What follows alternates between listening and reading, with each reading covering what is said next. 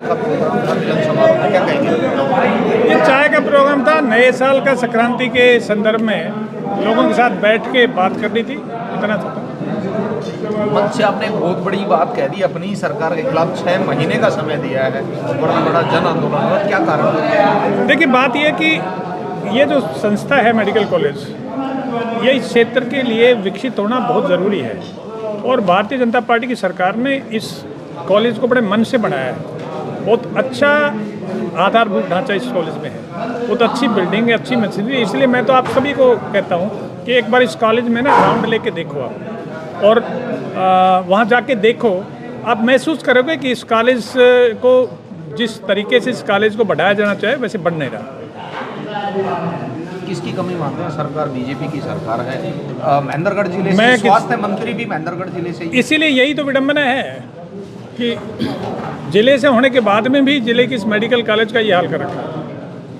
ये आंदोलन सर स्वास्थ्य मंत्री के खिलाफ होगा कि हरियाणा सरकार के खिलाफ? नहीं, हम तो कॉलेज को विकसित करने के लिए होंगे, हम किसी के खिलाफ नहीं है, ना सरकार के खिलाफ आंदोलन है हमारा, ना स्वास्थ्य मंत्री। तो क्या क्या मांगे रहेंगी? कॉलेज में क्या चाहिए जो ऐसा नहीं है? देखिए, कॉलेज में सुपर स्पेशलिटी डॉक्टर्स एक नहीं है, एक्सपीरियंस टीचिंग फैकल्टी, अब 100 बच्चों का एडमिशन वहाँ हो रहा है और टीचिंग फैकल्टी कई सब्जेक्ट्स की तो है ही नहीं।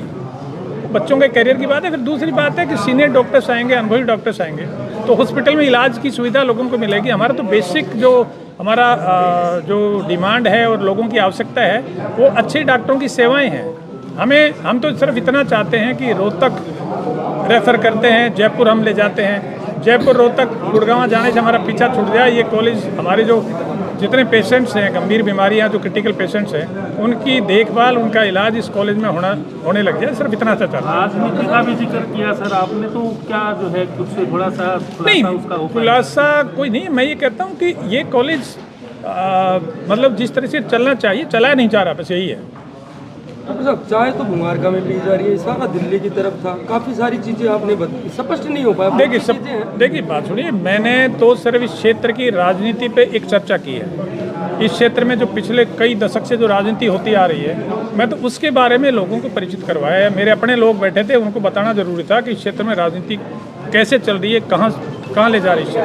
कहीं ना कहीं दिल्ली में भी बुरा ही हुआ अगर उस चीज़ को देखें तो।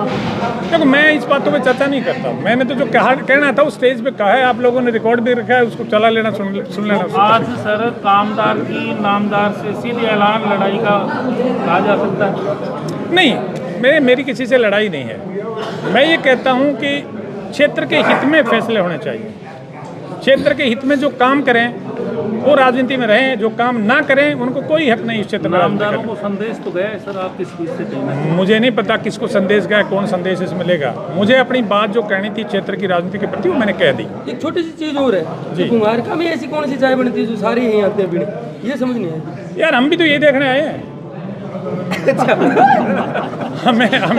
हमें भी जब इतने बड़े बड़े नेता यहाँ, और वो तो कांग्रेसियों के यहाँ चाय पी के गए थे, मैं तो अपने जो मेरी मदद की सारे बुंगारका गांव ने, उनके यहाँ चाय पीने आया हूँ। वो तो जहाँ आप उस दिन के 3 प्रोग्राम थे चाय के, आप सारे पत्रकार हो, आपको सारी नॉलेज है। अब पता कर लो, तीनों में से एक भी भारतीय जनता पार्टी का सपोर्टर या वोटर था क्या, जिन्होंने दिन रात कांग्रेस के लिए काम किया था, उनके यहाँ चाय पी के गए हैं। तो वो बातें, क्योंकि वो बड़े हैं, वो पी सकते हैं विरोधियों के यहाँ भी। मैं तो विरोधियों का नहीं तो पी सकता। मैं तो अपना जो हमारी पार्टी के वर्कर से गांव है, इस गांव ने मेरे को बहुत बड़े वोट दिया है, तो गांव के लोग।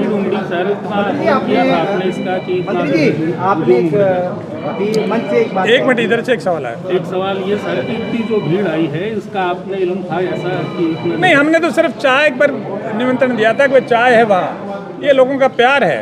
और भीड़ जोरी जी पहली बार थोड़ी आई है। भीड़ आपने दोंगड़ा हिर में नहीं देखी।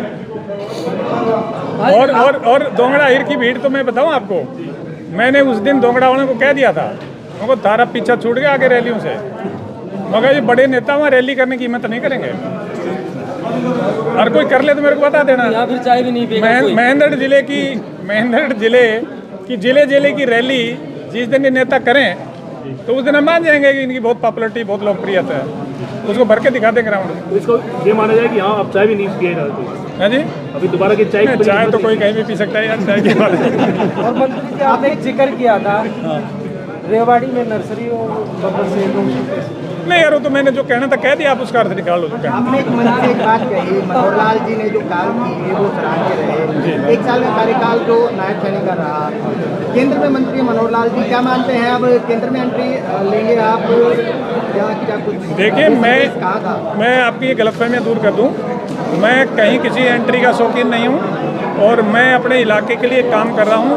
हम अपने इलाके के लिए काम करेंगे, जिस भूमिका में पार्टी हमें इलाके में काम करने के लिए कहेगी वो करेंगे और उसी भूमिका में कर रहे हैं।